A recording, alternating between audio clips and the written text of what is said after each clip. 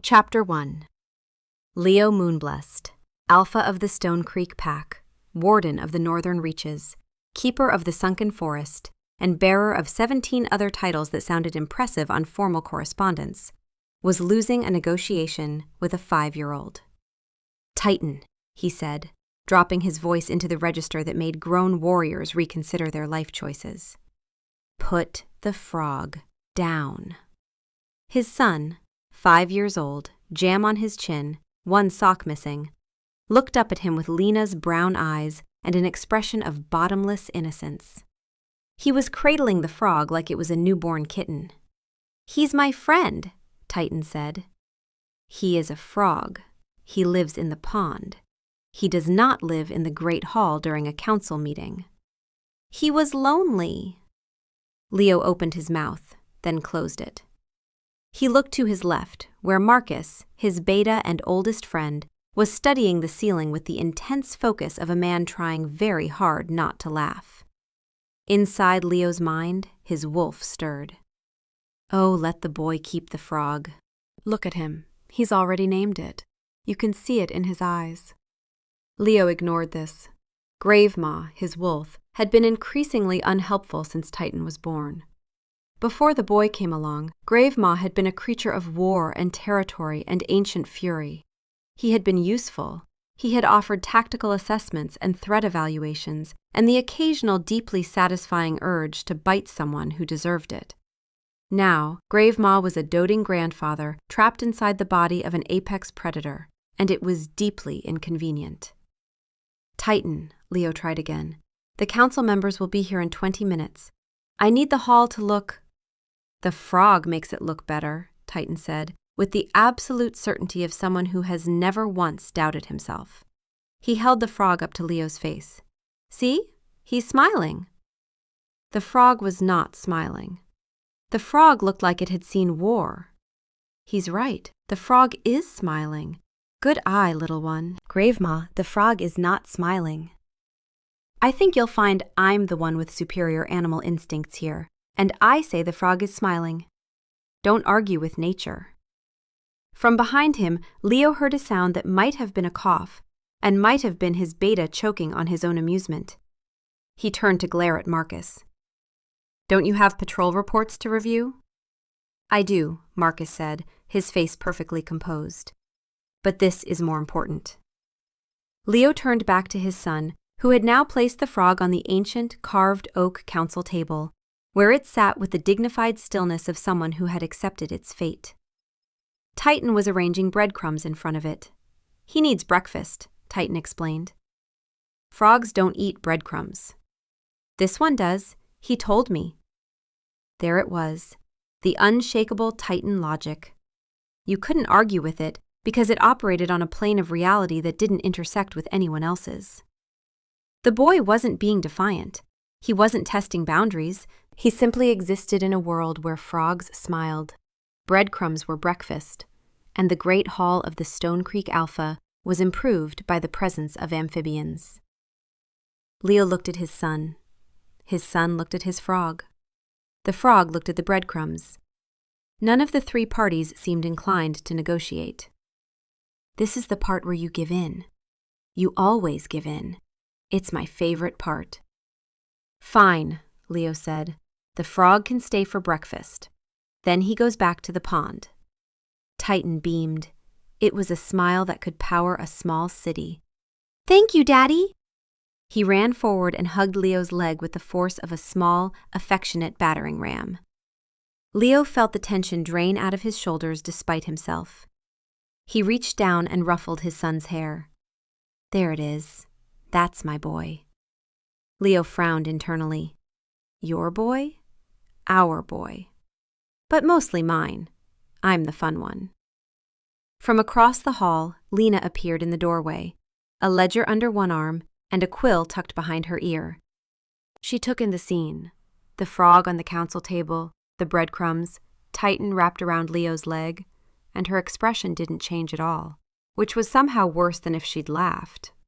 "Is there a frog on the council table?" she asked. "He's smiling," Titan announced. "I can see that," Lena said.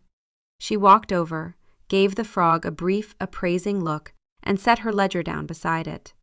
"He'll need to move to the left. The trade agreements go there." She said this with the same brisk efficiency she applied to everything: supply chains, patrol schedules, granary inventories, amphibian seating arrangements. Lena ran the Stone Creek pack the way a general ran a campaign, except with better record-keeping and fewer casualties. Inside Lena's mind, her wolf offered commentary. "You could have told him the frog stays. You run this place. He just growls at people." Lena ignored this, too. Her wolf, whom she had privately named Silence, ironically since the creature never shut up, was less of a spiritual companion and more of an opinionated roommate who couldn't be evicted. "The council meeting's been moved to this afternoon," Lena told Leo. "Elder Maeve sent word, something about her hip." "Her hip is fine. She moved the meeting because she wants to make an entrance at the feast tonight." "Probably, but her hip gives us plausible deniability, so we're going with it." Lena glanced at Titan, who was now trying to teach the frog to wave. "Has he eaten actual food today, or just whatever he's sharing with his new friend?" "I was getting to that. You were negotiating with a frog." "I was negotiating with our son. The frog was an uninvolved third party." "Tell her about the smile. She needs to know about the smile." Lena's lips twitched. It was the closest she got to a grin during business hours. She scooped Titan up with practiced ease and settled him on her hip. "Come on, little diplomat. Porridge first, then you can conduct your amphibian affairs." "Can the frog come?" "The frog has his own breakfast." She nodded at the breadcrumbs. "You said so yourself."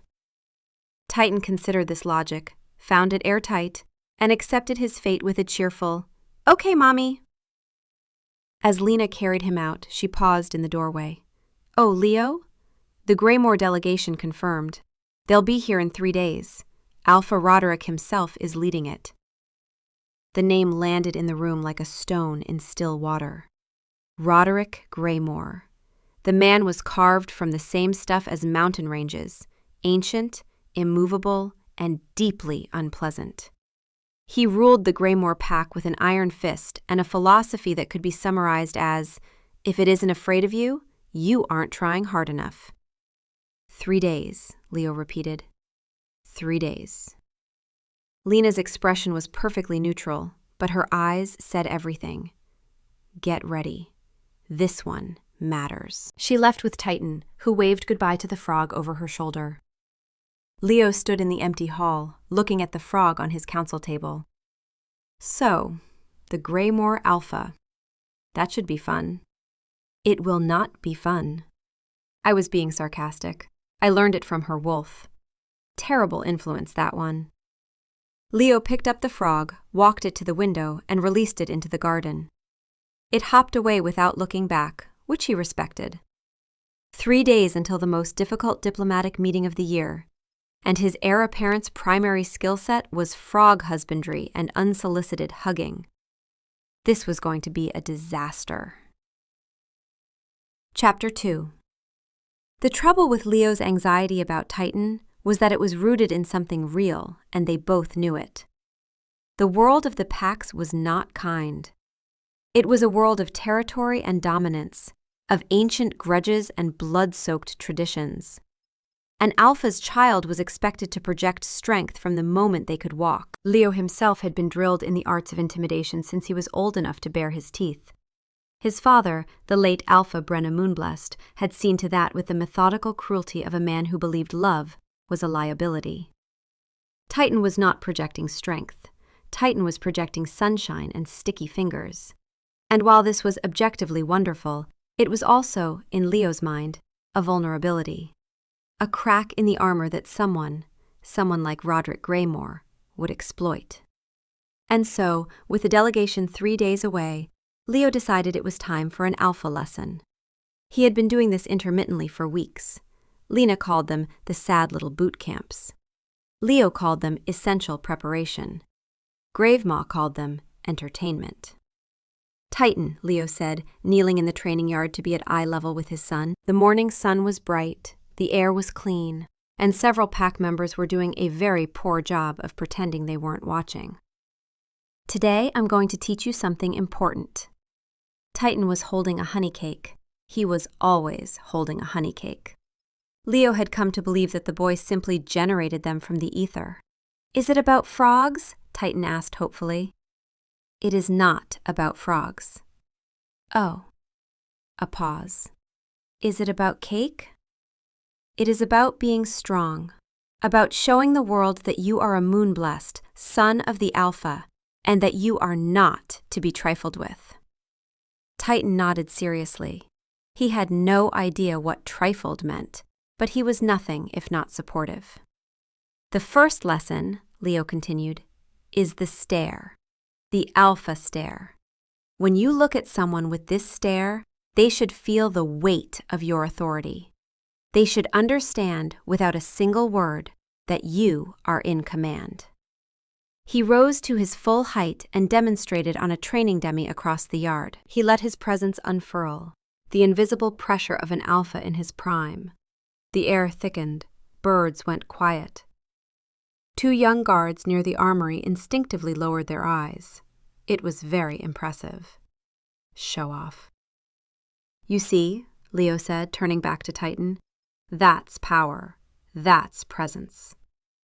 Titan's brow furrowed in deep concentration. He squinted at the training dummy. His nose wrinkled, his jaw tightened. He looked like a small, determined raisin. After about 5 seconds, his face relaxed into its default state of cheerful openness. He looks sad, Daddy. He's a dummy, Titan. He doesn't have feelings. Everything has feelings. Titan walked over to the training dummy and patted its straw-stuffed arm. It's okay. My daddy isn't really mean. He just has a scary face sometimes. Leo heard a snort from the direction of the armory. He didn't look to see who it was because plausible deniability was important. This is magnificent. The boy is going to stare down a training dummy and then comfort it. This is the best morning I've had in years. Titan, focus. We're not here to make friends with the dummy. But he doesn't have any friends. He just stands here all day. You know, he raises an excellent point. It must be very lonely, being a dummy. Grave Ma, please. I'm just saying, the boy has empathy. It's a strength. Some might say it's the greatest strength. Leo took a deep breath. He recalibrated. Okay, new approach. Let's try the growl. The primal growl was one of the most fundamental expressions of dominance in wolf culture. It communicated territorial authority, physical readiness, and an unwillingness to tolerate nonsense. Leo's growl could rattle windows. He demonstrated. The sound started in his chest and rolled outward, a deep, resonant rumble that vibrated in the ground beneath their feet. 2 of the guards straightened up so fast they nearly pulled muscles. Like that, Leo said. Your turn. Titan puffed up his little chest. He clenched his fists. He screwed his eyes shut. The sound that emerged was somewhere between a kitten's purr and a hiccup. It went on for about 2 seconds before dissolving into a fit of giggles. That tickled my tummy, Titan announced, delighted. Oh, that was wonderful. Do it again. Do the tickle noise again. It's not a tickle noise. It's supposed to be a... Leo stopped. He pinched the bridge of his nose. Okay, the growl needs work. He felt her before he saw her. Lena was on the covered veranda that overlooked the training yard, leaning against a support post with a cup of tea. She had been there for some time, apparently. Watching. Say nothing. Let me watch this man dig his own grave. Lena's wolf was enjoying this entirely too much, but Lena didn't intervene. She just sipped her tea and observed with the quiet patience of someone compiling evidence. Inside her mind, silence pressed harder. He's doing the thing again. The thing where he tries to turn your sweet child into a tiny version of his dead, miserable father. You should say something. Not yet, Lena thought back. He needs to see it for himself. He won't see it. He's got alpha blindness. You'll need to hit him with it. Lena took another sip of tea. One more thing, Leo was saying in the yard below. This is the most important one. Posture. An alpha stands tall. An alpha takes up space. An alpha walks into a room and everyone knows who is in charge. He squared his shoulders, lifted his chin, and walked across the yard in a display of absolute physical authority. It was genuinely impressive, the controlled power in every step, the way the space around him seemed to reorganize itself in deference. "Now you," he said to Titan. Titan squared his little shoulders. He lifted his chin so high he was looking at the sky. He took 3 confident, purposeful steps, tripped over a root, and fell face first into a flower bed. He sat up a moment later, a daisy stuck behind his ear and a delighted expression on his muddy face. "Daddy, look! I found flowers!" Oh, I can't breathe. I actually cannot breathe. The boy found flowers. He fell into military drills and came out with a bouquet. He's perfect. He's the best thing we ever made. Leo just stood there. The great alpha of Stone Creek, conqueror of the Western raids, veteran of 14 territorial disputes, defeated by a flower bed. That was not quite what I was going for.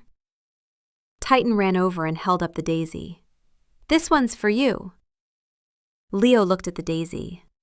The daisy looked at Leo. "Take the flower.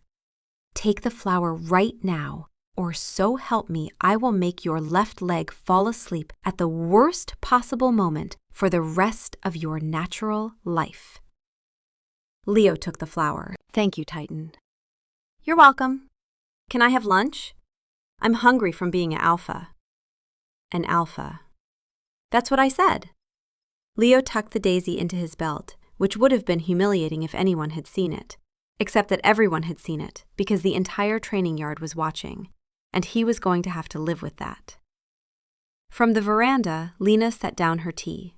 The lesson was over. Nothing had been learned, and in 3 days, Roderick Graymore would walk into their great hall, expecting to see the heir of the Stone Creek Alpha. Instead, he was going to meet a boy who hugged frogs and fell into flower beds. Lena loved her son with a ferocity that could power a revolution, but watching Leo try to sand down the very thing that made Titan extraordinary, watching him chip away at that innocent joy because he was afraid, that was starting to leave a mark. Tell him. Not yet. But silence was right, and they both knew it. The clock was ticking on this conversation. That evening, after Titan was tucked in and the castle had gone quiet, Lena heard the soft ripple of a shift from their chambers, the sound of bones rearranging, of fur replacing skin. She stepped onto the balcony and watched Leo's wolf form streak across the moonlit grounds, a massive gray shape cutting through the silver grass toward the tree line. He did this when the anxiety got too thick for his human skin to hold. He'd run the perimeter, marking trees he'd already marked 100 times, burning off the restless energy that had nowhere else to go. An hour later, he padded back, shook out his fur in the courtyard, and shifted in the shadow of the keep wall. He came to bed smelling of pine and cold air, and pulled her close without a word. She let him. Some conversations happened in silence. Chapter 3. The next morning, Leo was at it again. Lena was at her desk in the study, deep in the logistics of the Graymore visit. Sleeping arrangements, formal dining protocols, the precise placement of wine glasses that somehow communicated pack hierarchy, a tradition she found absurd and navigated flawlessly. Through the open window, she could hear Leo's voice drifting up from the yard. "Shoulders back, Titan. Remember, you're the son of an alpha." "I'm also the friend of a frog." "That's not..." "Yes, fine. But right now we're focusing on..." "Daddy, there's a butterfly." A pause. "Titan, don't..." "Titan, come back. Titan, leave the butterfly alone. Titan, the butterfly doesn't need a..." "Don't hug the..." "How are you even hugging a butterfly?" Lena closed her eyes. Her quill hovered over the parchment. Day 2 of Alpha Camp. Current score: Butterflies 1, Alpha Legacy 0. How long are we going to let this go on? He means well, Lena murmured. He means to turn your boy into something he isn't. There's a word for that, and it isn't love. The words landed harder than Lena expected. She set her quill down. Through the window, she could hear Leo's voice again, gentler now, but still insistent. Titan, when Alpha Roderick arrives, you need to show him that you're strong, that you're brave. Can you do that for Daddy? I am brave. Yesterday I touched a spider. That's great, son. But I mean a different kind of brave. The kind where the spider was really big, Daddy, like this big. I'm sure it was, but listen. Alara said it was the biggest spider she ever saw. Lena heard Alara's voice from somewhere in the yard, amused and dry. I did say that. It was a genuinely impressive spider. Alara, please don't encourage. It was hairy, Titan added solemnly. Lena's lips pressed together. She could feel the slow build of something in her chest. Not anger, not yet, but the precursor to it. A tightening. She'd felt it yesterday, too, watching from the veranda as Leo tried to teach their 5-year-old to intimidate a training dummy. It wasn't that Leo was being cruel. He would never be cruel to Titan. But he was being something almost worse. He was being oblivious. He couldn't see that every lesson, every correction, every attempt to mold Titan into something harder was landing on the boy like light rain, not damaging yet, but accumulating. And he couldn't see it because he was looking at Titan through the lens of his own terrified childhood. A childhood where softness was beaten out of you before it could take root. She'd tried to tell him, twice now. Small comments, gently phrased. You know he's only 5, right? And maybe we ease up before the visit. Let him just be himself. Both times Leo had nodded and said yes, of course, and then continued doing exactly what he was doing, because he hadn't actually heard her. He'd heard the sounds she made and processed them as background noise to his own spiraling anxiety. That's the 3rd time he's not listened to you. I'm keeping count. I know you are. I've been keeping count since the first alpha lesson 3 weeks ago. Would you like the running total? Because I have a list. I don't need a list. You need something, because right now you're sitting here making wine glass charts while your mate teaches your child that who he is isn't good enough. The words hit like a slap. Lena's hand went still on the desk. Outside, she heard Titan's bright little voice. Daddy, can we be done? I want to go see the frog. And Leo, 5 more minutes, Titan. Let's try the stair one more time. The sound of a small boy sighing. Lena stood up, then she sat back down. Not yet. Not in front of the yard. Not where the pack would hear. She owed Leo that much. To have this conversation in private, where Alpha and mate could be Leo and Lena, where the words wouldn't echo off stone walls and become pack gossip by dinner time. Tonight, she decided, when Titan is asleep. Finally. I'll prepare your talking points. I don't need talking points. You absolutely do, because you're going to get halfway through and start feeling sorry for him and pull your punches, and I'm going to have to sit here and watch you both pretend everything is fine for another 3 weeks. Lena didn't argue with this because it was entirely accurate. Chapter 4. She waited until the castle was quiet. Titan was asleep, curled around his stuffed bear in a position that defied anatomy, his face peaceful in the moonlight. Lena stood in his doorway for a moment, watching him breathe, feeling the fierce, almost painful swell of love that still caught her off guard even after 5 years. This boy, this impossible, beautiful boy who saw the world as a place to be loved rather than feared. She would protect that. She would protect that with everything she had. She found Leo in their chambers, sitting in the large chair by the fire, staring at a map of the Northern Territories that he'd looked at so many times the ink was wearing thin. He looked tired, the kind of tired that sleep didn't fix. Hey, he said, looking up, a small smile, the one that was just for her. we need to talk about Titan." The smile faded.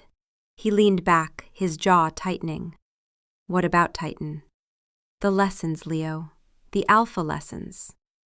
"What about them?"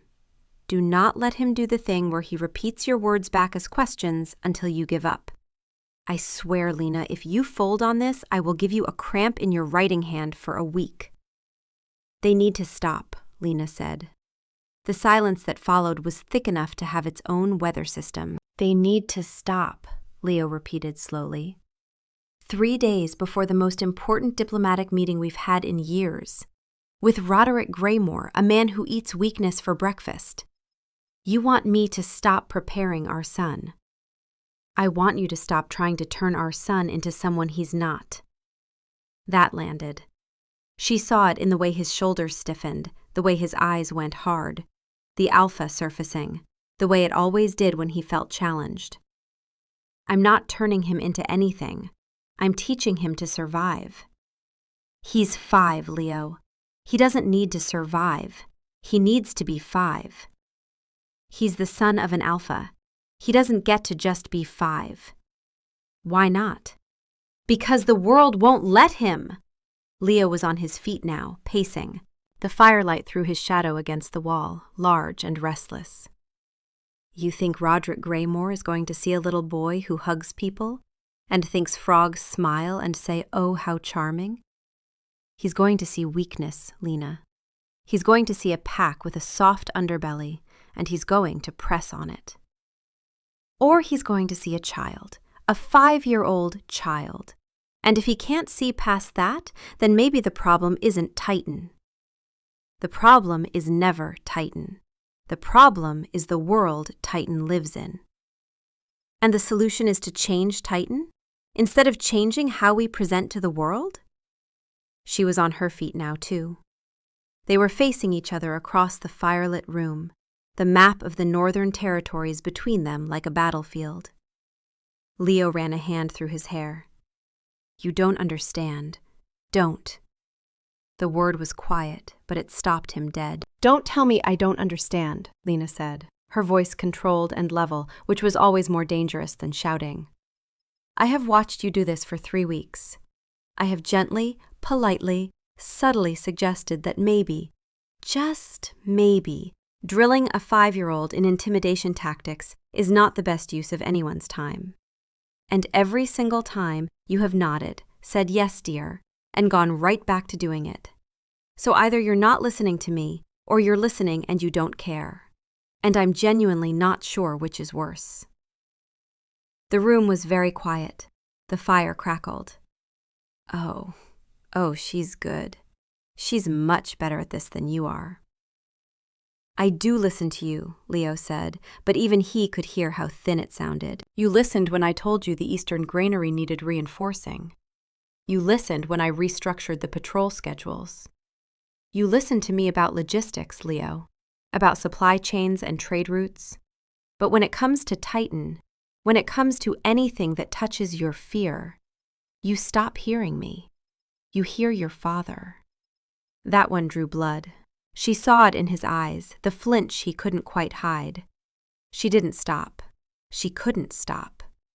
The words had been building for weeks, and Silence was right. If she pulled her punches now, they'd be having this same conversation in 3 months, and 3 months after that. And by then the damage wouldn't be raindrops anymore. It would be a flood. Do you know what Titan said to me yesterday? Lena continued, after your lesson.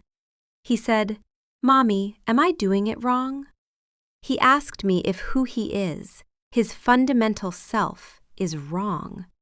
He's 5 years old, and he's already wondering if he's a disappointment to his father. Leo's face went white. Tell him the rest. And the worst part? He's not. He's extraordinary. He ended a border dispute with the Thornfield pack by sharing his lunch with their envoy. He made the Cliffside Beta cry by telling her she had nice eyes like a friendly bear. He has a 100% success rate in every interaction he's ever had, and you're trying to train it out of him because you're scared. I'm trying to protect him. You're trying to protect yourself. You're trying to fix the thing your father broke in you by breaking it in your son first, so the world can't do it for you. And I will not stand by and watch that happen." The silence after that was absolute. Even Silence and Gravemaw went quiet, a first, as far as Lena could tell. Leo stared at her. The alpha was gone. The titles were gone. He was just a man standing in a firelit room, hearing the truth about himself from the person who knew him best. She is not wrong. She's hardly ever wrong, but she is particularly not wrong right now. You should sit down before your legs make this decision for you. Leo sat down. He put his head in his hands. "I heard him," he said, his voice rough. "Yesterday, he asked me if we could be done, and I said 5 more minutes. He sighed, Lena. He sighed. It was the same sound I used to make when my father dragged me to the training yards. The exact same sound."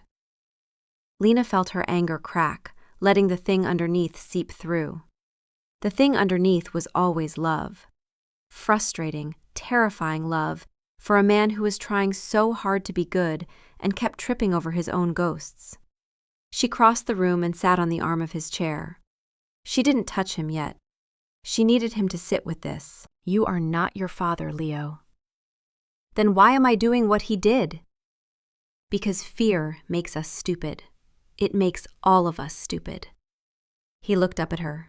"You're never stupid." She almost laughed.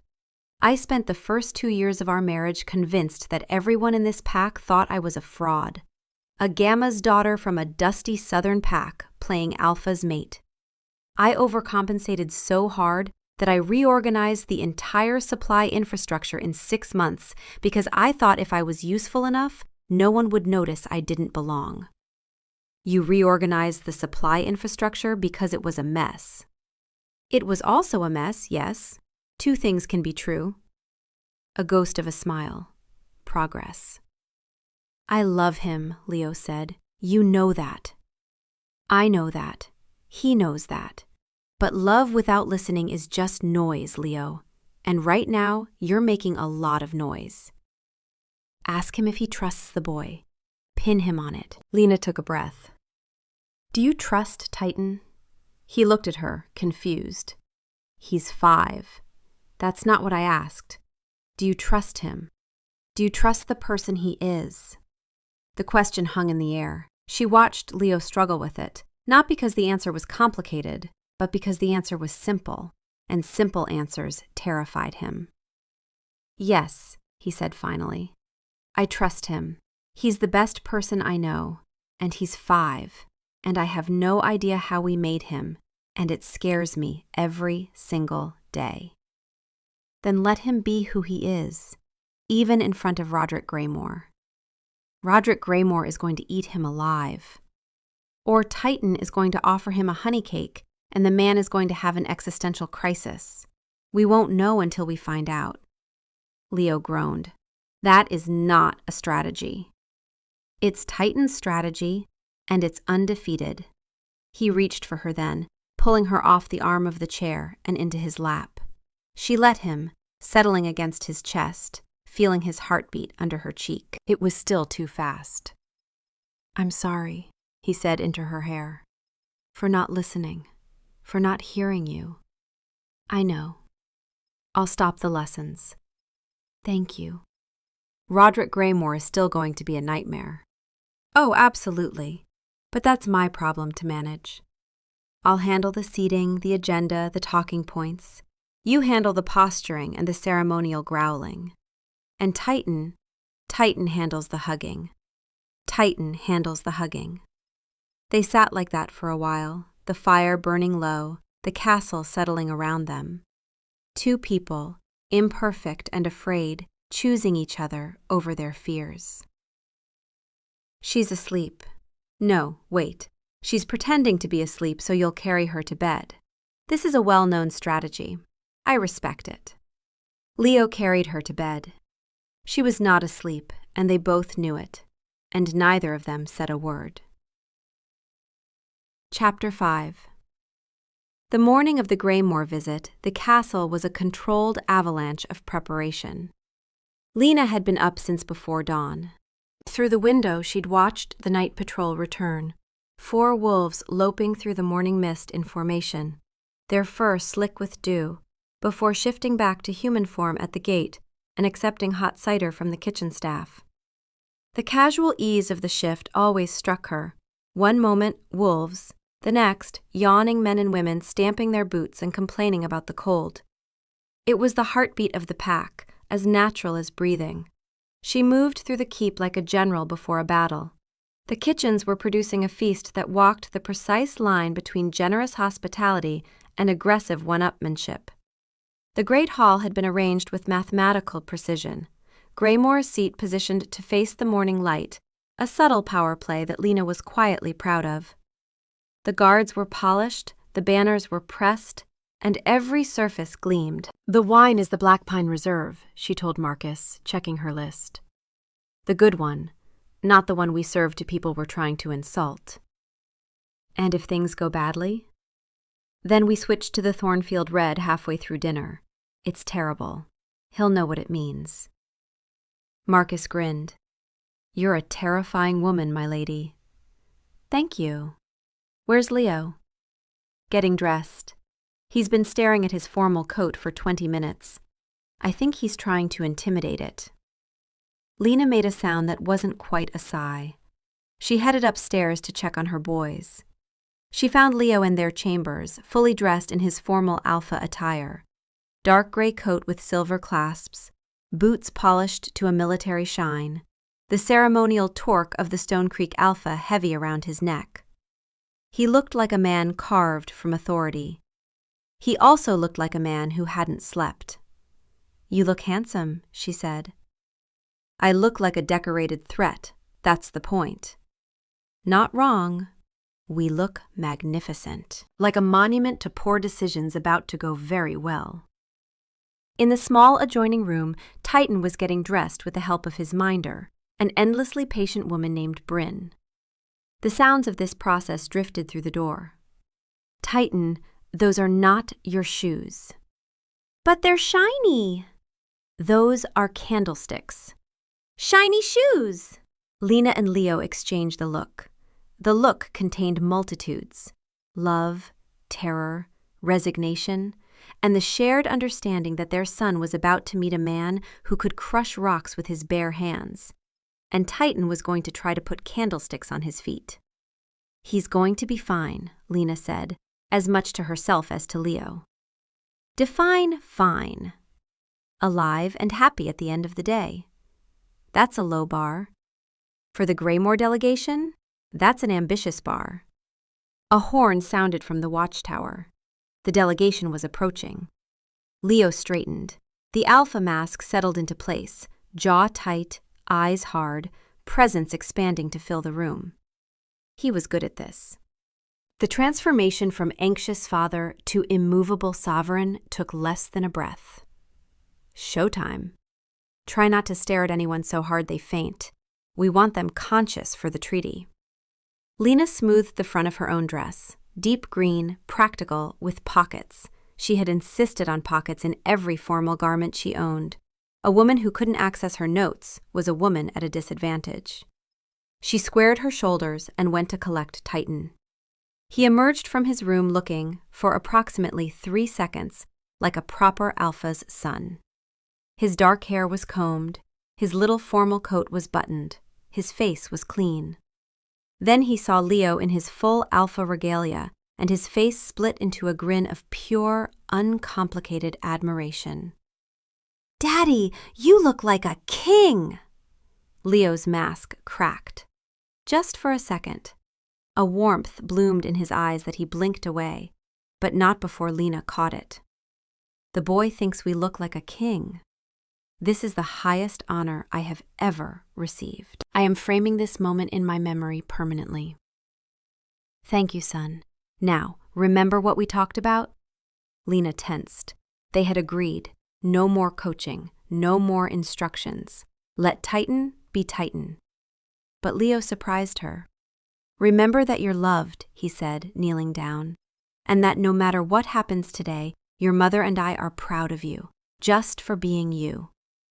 Titan nodded seriously, as if this was perfectly obvious information. "Okay, Daddy." He reached into his pocket and produced, from somewhere in the infinite pocket dimension that all children seem to have access to, a slightly squashed honey cake. "I brought a snack," he announced. Of course he did. That's my boy, always prepared. Lena felt something loosen in her chest. Leo had listened. He had actually, truly listened. She caught his eye over Titan's head and mouthed, "Thank you." He gave her the smallest nod. Then the alpha mask was back, and they walked together toward the Great Hall. Chapter 6. Roderick Graymore was, if anything, worse in person than his reputation suggested. He was enormous, not just tall, but wide, a monument of scarred flesh and bad intentions. His face looked like it had been assembled from spare parts of various mountain ranges, all sharp angles and deep crevices. His eyes were the flat, gray color of a winter sky that had given up on the sun. He wore his formal armor like other men wore skin, naturally, as if he'd been born in it. He walked into the great hall with 3 guards who all looked like they gargled gravel for recreation. They had arrived in wolf form, an old power play, entering another alpha's territory as beasts rather than men, and had shifted back at the gate in a deliberate, unhurried display, shaking out their massive pelts before resuming human shape with the practiced ease of men who used the shift the way others used a handshake, to establish exactly who they were. They were permanent expressions of barely contained contempt. The tension in the hall was immediate and physical.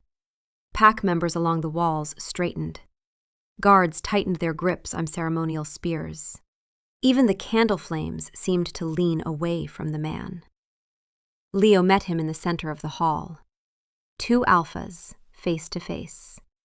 The air between them practically hummed. "Alpha Leo," Roderick said. His voice sounded like someone dragging a coffin across a stone floor. "Alpha Roderick, welcome to Stone Creek." They didn't shake hands. They didn't need to. The exchange was happening on a different level. Dominance displays measured in eye contact, posture, the almost imperceptible projection of each alpha's presence pressing against the other. "This one smells like old leather and resentment. Standard Graymore vintage." Roderick's gaze swept the hall.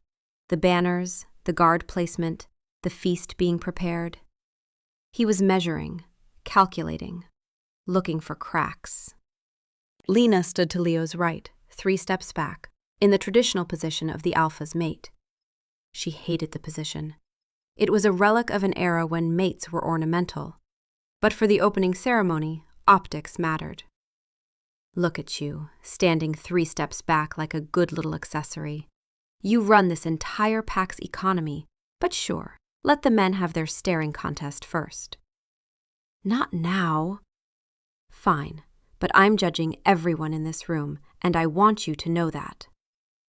"I trust your journey was comfortable," Leo said, the formal words carrying 0 warmth and exactly the right amount of hospitality.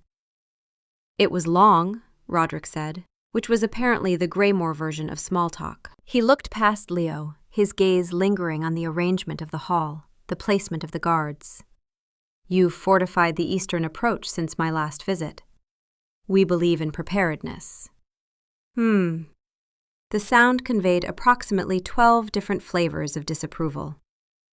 "I hear you've been settling disputes through unorthodox means?" The subtext was clear. Word had spread. The hugging incidents had apparently reached the Graymore pack. Roderick said unorthodox the way other people said disease. Leo's jaw tightened. "Our methods are effective."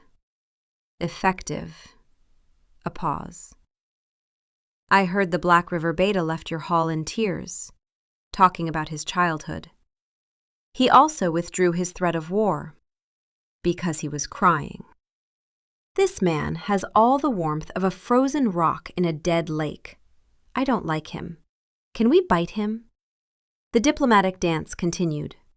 Roderick and his entourage were shown to their quarters. A light meal was served.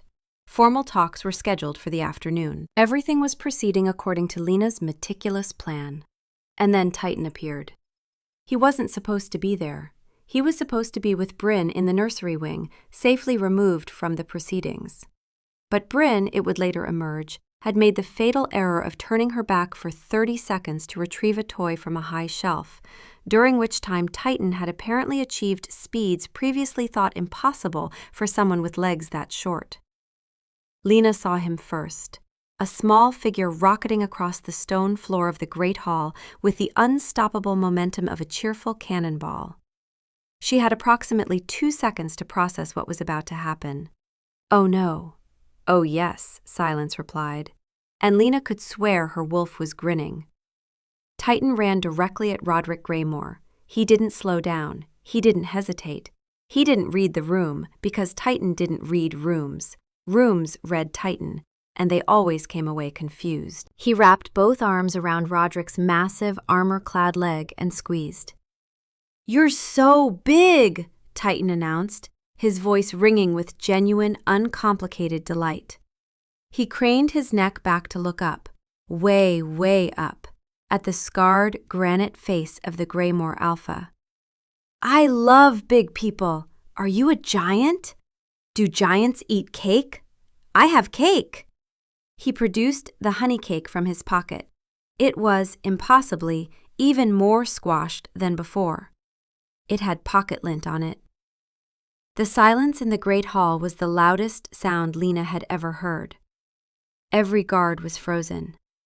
Marcus had his hand halfway to his sword, arrested mid-motion by the sheer surrealism of the moment. Leo looked like a man watching his life choices flash before his eyes. I did not see that coming. In my defense, no tactical model accounts for this. The boy is a wild card. A beautiful, beautiful wild card. Roderick Graymore, a man who had stared down entire war parties, who had crushed a challenger's sword hand with his bare fist, who reportedly hadn't smiled since before his own first shift, looked down at the small person attached to his leg. He didn't move. For 10 full seconds, Lena counted. Nothing happened. The only sound was Titan humming a little song. It appeared to be about a caterpillar. Then something extraordinary happened to Roderick Graymore's face. It was like watching a glacier melt in real time. The hard lines softened. The stone cracked. The flat gray eyes went from winter sky to something altogether more complicated, something that had rain in it. Slowly, as if his joints hadn't been used for this purpose in decades, Roderick bent down. He picked Titan up. He held the boy at arm's length, studying him with an expression of total bewilderment. Titan smiled at him. That smile, the one that had ended border disputes and made grown warriors reconsider their careers. Then Roderick hugged him back. It was an awkward, stiff, profoundly uncomfortable hug. The hug of a man who had forgotten how hugging worked and was trying to remember from first principles. But it was a hug.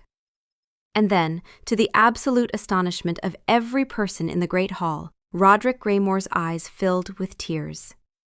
He turned to Leo, Titan still in his arms, his scarred face a roadmap of confusion and naked emotion. "My son," he said, his terrible voice cracking. "My son never... He doesn't..." He couldn't finish. He swallowed hard. "How old?" "5, Leo managed, his voice strangled. 5. Roderick repeated it like it was a prayer. He looked at Titan again, who was now playing with one of the decorative buckles on his armor and chattering about how it looked like a tiny face. "This is your boy." "This is my boy." "He's..." Roderick's mouth worked. "He's something." "He is," Leo said, and Lena heard something shift in his voice. A new note. Not embarrassment, not apology, pride. She watched it happen, watched her husband look at their son, sticky fingers, pocket cake, humming about caterpillars, in the arms of the most dangerous man in the Northern Territories, and finally, fully see what she had been trying to show him for weeks. This wasn't weakness. This was a power that Leo's father had never imagined, because you couldn't build it through fear. You could only grow it in love. The treaty negotiations began that afternoon. They were supposed to take 3 days. They took 4 hours. Roderick, it turned out, had a great deal to say once the armor came off, metaphorically and, eventually, literally. Titan sat on his lap for the first hour, during which time Roderick signed 2 trade concessions, agreed to a mutual defense pact, and opened his border to Stone Creek merchants, all while Titan drew pictures of frogs on the back of a territorial map. "The boy stays," Roderick said when Bryn arrived to collect Titan for his nap. His tone suggested this was not a request. Leo looked at Lena. Lena looked at Titan. Titan was drawing a frog wearing a crown. "The boy stays," Leo agreed. By the end of the afternoon, Roderick had told Titan 3 stories about his own childhood. Stories that, from the stunned expressions on his guards' faces, he had never told anyone. One of them involved a pet rabbit he'd had when he was 7. He got choked up during the rabbit story. His guards looked like men whose understanding of reality was being actively restructured. When Titan finally fell asleep in Roderick's lap, exhausted from a hard day of diplomacy, the Greymore Alpha sat perfectly still for 20 minutes rather than risk waking him. This was the man who had once burned a rival's watchtower for being an eyesore. He is asleep on the enemy. The enemy is now a mattress. This is the most dominant power move I have ever witnessed, and I have witnessed many. Take notes. Lena and Leo stood in the corridor outside the Great Hall, watching through the cracked door as the most feared alpha in the Northern Territories gently adjusted a sleeping 5-year-old's head so it rested more comfortably against his chest plate. "I owe you an apology," Leo said quietly. "You owe me several. I owe you several, starting with, you were right, about all of it, about the lessons, about not listening, about—" He paused. "About my father." Lena leaned against him. His arm came around her, familiar and warm. "He asked me to teach him the frog song," Leo said, his voice tinged with wonder. "Roderick Greymore. He asked our 5-year-old to teach him a song about a frog." "Did Titan teach him?" "Titan taught him, his 3 guards, and Marcus. Marcus now knows all the words. I will never recover from this." "Oh, you'll recover.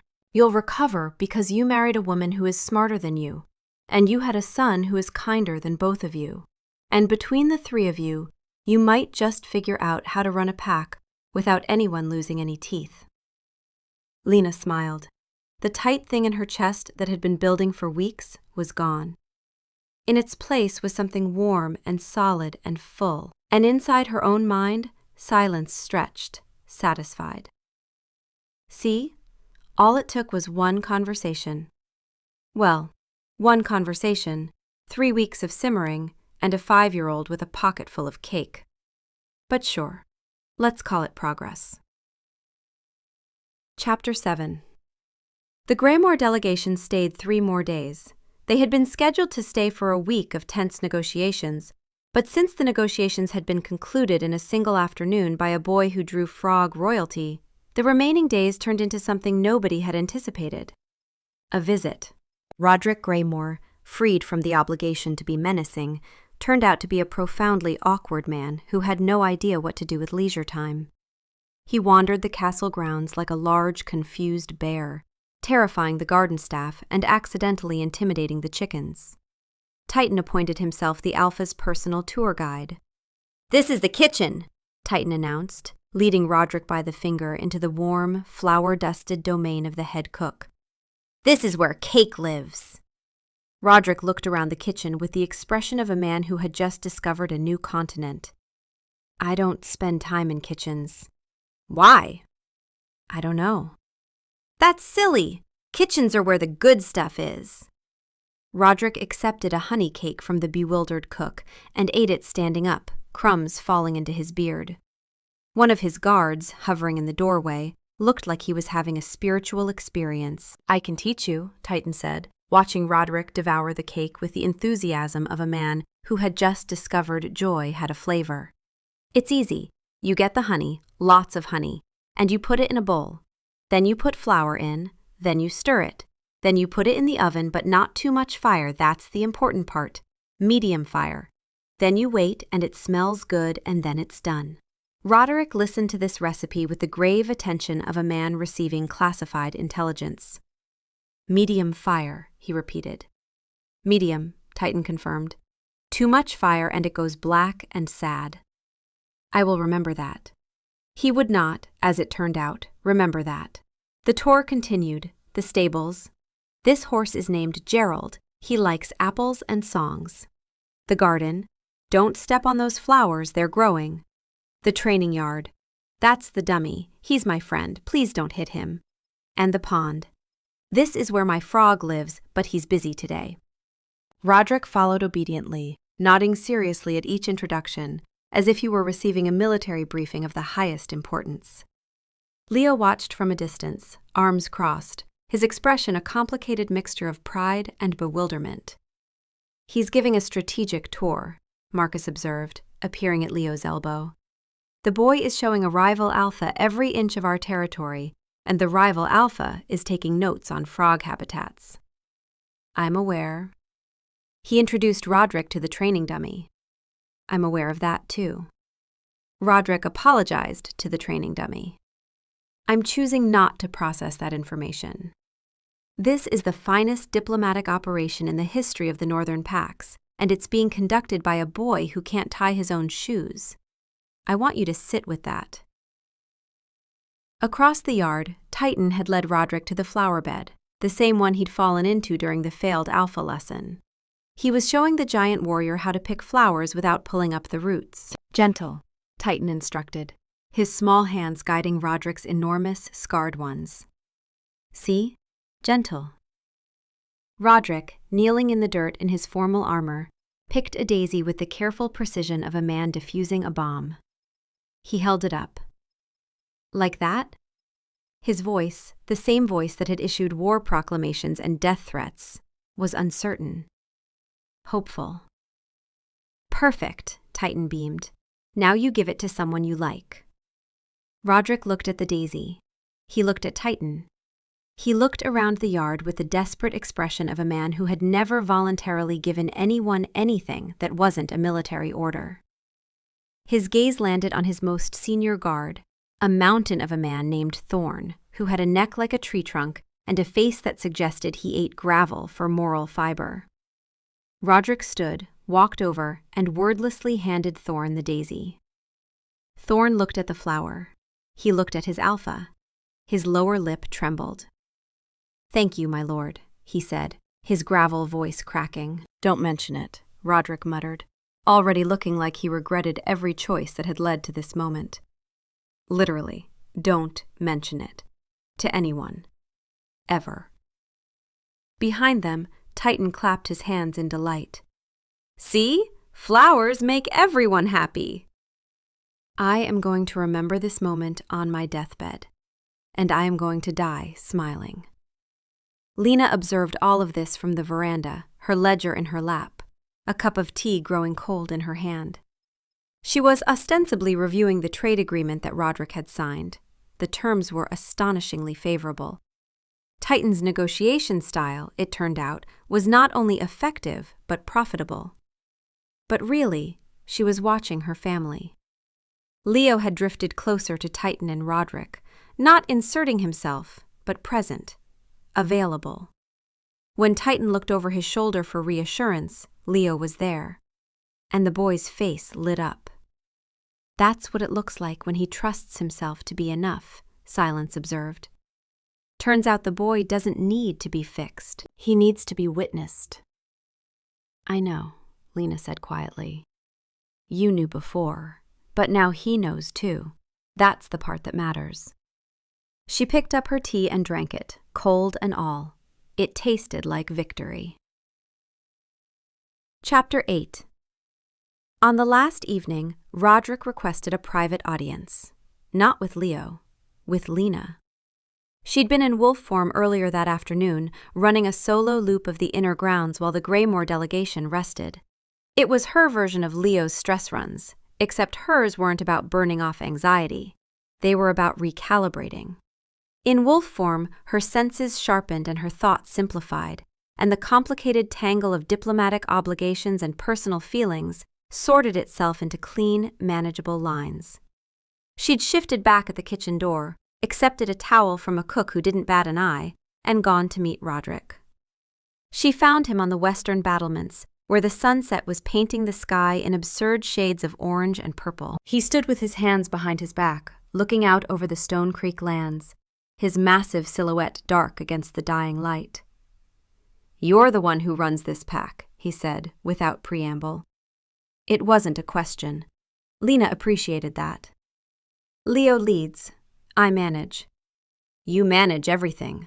The trade routes, the supplies, the seating arrangements designed to put the light in my eyes during negotiations." He glanced at her. "I noticed." "I expected you would." A sound that might have been a laugh, if laughs could be made of sandpaper. "My mate died 7 years ago. Plague. After that, I decided feelings were a vulnerability. I built my pack on fear. It worked." A pause. "It worked in the way that a wall works. Keeps everything out. Keeps everything in." Lena waited. She sensed this man didn't talk often, and when he did, it was best to let him find his own way. "My son is 12 now. He's terrified of me. He flinches when I enter a room. Yesterday, your boy hugged me, and I couldn't remember the last time anyone—" He stopped.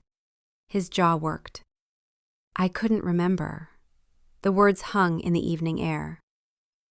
Oh, this is what happens when the wall cracks. Stand very still. This is a wild animal learning to eat from a hand.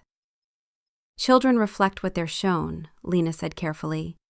"Titan is the way he is because we let him be. It's not too late for your son. My boy is nothing like yours. He doesn't need to be. He just needs to know it's safe to be himself." Roderick was quiet for a long time. The sunset deepened, throwing long shadows across the stone. "The alpha's mate from a southern scholarly pack," he said, something close to wonder in his gravel voice. "They said you were a quiet thing. A political marriage. No teeth." "No teeth? Oh, I have teeth. We have such teeth." Lena let the corner of her mouth turn up. "People say a lot of things. They're wrong. You're the most dangerous person in this castle." He looked at her. "And I mean that as the highest compliment I know how to give." "I accept it in the spirit it's intended." Another sandpaper laugh. "I'm going to try. With my son. I don't know how. The boy, your boy, he makes it look easy." "It is easy. That's the part we all overthink." He shook his head slowly. 5 years old, undefeated. It's absurd. It's absolutely absurd. They stood together for a while longer, watching the last of the light drain from the sky. 2 very different people, running 2 very different packs, connected by the simple, terrifying truth that children could see what adults had forgotten how to look at. When they went back inside, Roderick stopped at the nursery door. Titan was being put to bed by Leo, a process that involved a lengthy negotiation about which stuffed animals were permitted in the bed. All of them, always. And a bedtime story that Titan directed in real time. "No, Daddy, the dragon doesn't eat the castle. The dragon bakes pies. Dragon pies. With blueberries." Roderick watched from the doorway, his massive frame filling the space, his terrible face soft in the candlelight. "Good night, big friend," Titan called out, spotting him. "Good night, small one," Roderick said. His voice cracked on the second word. He left the next morning, his delegation mounting their horses in the gray dawn. The treaty was signed, the terms were generous, and Roderick's guards all looked like they had undergone some form of spiritual transformation. Thorn was still carrying his daisy, pressed flat in the leather pouch against his chest plate. Roderick clasped Leo's arm in farewell, Not the grip of a rival, but something closer to the grip of a man who had been shown a door he didn't know existed. "Your boy," he said. "My boy," Leo agreed. Roderick nodded. He mounted his horse. At the gate, he turned back one last time. Titan was standing at the entrance, waving with both hands, his whole body committed to the gesture. "Bye, big friend! Come back soon! I'll save you cake!" Roderick Graymore, terror of the northern reaches, crusher of the Iron Pass Rebellion, looked at the small waving figure and pressed his fist against his chest. The wolf salute, the highest mark of respect one alpha could show another. He gave it to a 5-year-old. Then he rode away, and if his shoulders were shaking slightly, his guards had the good sense to look elsewhere. He's saluting the boy. A formal wolf salute. To a child who thinks frogs smile and giants eat cake. I have never been more proud of anything in my entire existence, and I include the time we defeated the Western Marauders. Leo stood at the gate, watching the Graymore delegation disappear down the road, his arm around Lena, their son between them. "I was wrong," he said. "I know. About the lessons, about trying to change him, about not listening to you. I know. You're going to hold this over me, aren't you? For the rest of our lives." He should accept these terms. They're extremely generous, all things considered. Later that morning, with the delegation gone and the castle exhaling, Leo shifted in the courtyard. Not for a run, not for patrol, but just because the sun was warm and the grass was soft. His massive gray wolf lay sprawled on his side like an oversized dog, tongue lolling, while Titan sat cross-legged beside him and used his father's flank as a backrest while he drew pictures. Lena walked out, saw the scene, and shifted too, dropping into her sleek, dark-furred form and curling up on Leo's other side. The three of them stayed like that for the better part of an hour, 2 wolves and a boy with a crayon, doing absolutely nothing of strategic importance. It was the best morning any of them had had in weeks. Leo looked down at Titan, who was now waving goodbye to a passing cloud. "How does he do it?" Leo asked, genuine wonder in his voice. "How does he just walk up to the most terrifying person in the room and love them?" Lena considered this. "I think," she said slowly, "it's because he doesn't see the most terrifying person in the room. He just sees a person." That's either profound or deeply concerning. It's both. Welcome to parenthood. "Daddy," Titan tugged at his hand, "can we have pancakes?" "You just had breakfast."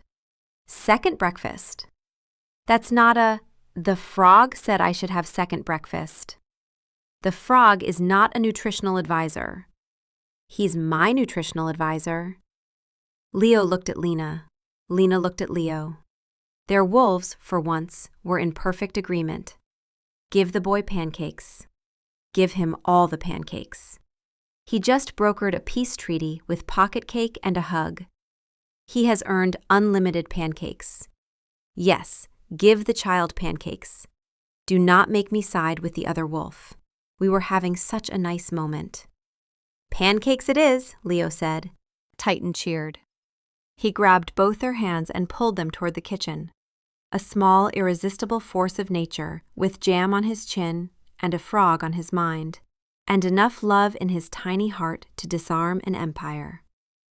The Alpha King of Stone Creek, conqueror of the Western raids, followed his 5-year-old son to the kitchen. He was smiling. It was, by any measure, his most successful diplomatic summit. And somewhere on the road north, Roderick Graymore was teaching his guards the frog song. Chapter 9. 2 weeks later, a letter arrived from the Graymore pack. It was addressed, unusually, not to Alpha Leo, but to the small ambassador, Master Tita Moonblessed. Leo brought it to breakfast, turning it over in his hands. The seal was Graymore's, a clenched fist over a mountain peak, usually stamped in black wax. This one was stamped in blue. No one in Stone Creek had ever seen Graymore blue wax. "It's for you," Leo told Titan, setting the heavy parchment beside his porridge. Titan looked at the letter with the gravity of a man receiving state correspondence, which, in fairness, he was. He couldn't read yet, so he handed it back to Leo with a businesslike, "Read it, please." Leo broke the seal and unfolded the letter. He read it once to himself, his eyebrows climbing steadily toward his hairline. Then he read it aloud. To Master Titan of Stone Creek. I have done as you suggested. I picked flowers. I gave one to my son. He did not know what to do. I did not know what to do either. We stood in the garden for a long time, holding flowers and not knowing what to do. Then he told me about a bird he'd seen that morning. I listened. I do not remember the last time I listened to him. I think it was a wren. The bird, not my son. My son's name is Edric. I thought you should know his name, since you will probably want to write to him. He is 12, and he is shy, and he is braver than I ever gave him credit for. The cake recipe you described does not work. I tried it. The kitchen caught fire. Please advise. Your friend, Roderick. The great hall was very quiet. Marcus put his head down on the table and started laughing so hard his shoulders shook. Lena took a long, deliberate sip of her tea, which gave her time to manage the emotion that was threatening to ruin her composure. She lost the battle when she got to the part about the kitchen fire. The kitchen caught fire. The man tried to bake. From a recipe dictated by a 5-year-old. And the kitchen caught fire. This is the single greatest diplomatic correspondence in the history of written language. He tried to make cake, Titan said, his face luminous with delight. We should help him. He's not good at it yet. He burned his kitchen down, sweetheart. Then he really needs help. Leo folded the letter and looked at his son. His expression was one Lena had come to recognize, the expression of a man continuously, gently, having his understanding of the world rearranged by someone who still needed help tying his shoes. Should we write back? Leo asked. Yes, I'll tell him about Gerald. A pause. And the frog, and the spider, and the cake. You have to use less fire, that's his mistake. Leo retrieved a quill and parchment. Titan dictated. The letter took the better part of an hour, because it included detailed accounts of Gerald the horse's personality, a revised cake recipe, more honey, less fire. A personal message for Edric. I like birds too. What color was the wren? I like the brown ones. And a drawing of a frog wearing a crown. Leo wrote it all down, word for word. He did not edit. He did not suggest more formal language. He did not add diplomatic caveats or strategic positioning. He just wrote what his son said. That's the best letter you've ever written, and you wrote none of it. Take that as a compliment. When it was finished, Titan signed it with a large, wobbly T that took up a quarter of the page. Leo sealed it with a Stone Creek crest and sent it north with the afternoon courier.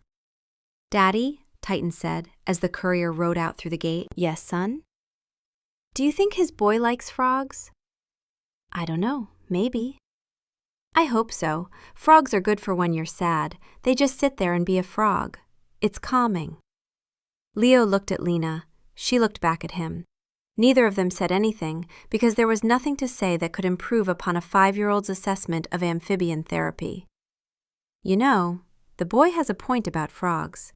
They are very calming, very present, very in the moment. I've always respected frogs. You have not always respected frogs. Last month you wanted to eat one. That was a different context. I was hungry. Context matters. Lena closed her ledger. The morning's work could wait. She reached across the breakfast table and took Leo's hand. He wove his fingers through hers, warm and solid. The great hall of the Stone Creek Pack was bright with morning light. A 5-year-old boy was drawing a second frog picture for his new pen pal in the north. The Alpha's Beta was still laughing about a kitchen fire. And somewhere on the council table, there was a small stain of honey that no amount of scrubbing would remove. A permanent mark. A sticky monument to the day the Greymore Treaty was signed. By a boy with a pocket full of cake. Outside, the world was still a place of old grudges and sharp teeth. But in this room, in this morning, it was something simpler. It was a father learning to trust his son's heart, a mother who had stopped feeling like a fraud, and a boy who didn't know he was extraordinary, which was precisely what made him so. Titan finished his drawing and held it up. It was a frog wearing a crown, holding hands with a much larger frog, also wearing a crown. "That's me and Big Friend," Titan explained. "Which one is you?" Leo asked. Titan pointed to the larger frog. "I'm the big one because I'm in charge of the friendship." Of course he is. Of course he's the big one. The boy assigns himself the dominant role in an interspecies friendship, and he doesn't even know he's doing it. He's a natural. He's the best of both of you. "That's a very good drawing," Leo said. Titan smiled. It was the smile that had ended wars and started friendships and made a mountain of a man cry in a room full of warriors. "Thanks, Daddy. Can I have more pancakes?" "You've already had 3. 4 is a better number." Leo sighed the sigh of a man who had lost a great many arguments and was about to lose one more. 4 is a better number, he agreed. And in the Moonblessed family, as in all the best negotiations, the smallest diplomat always got the last word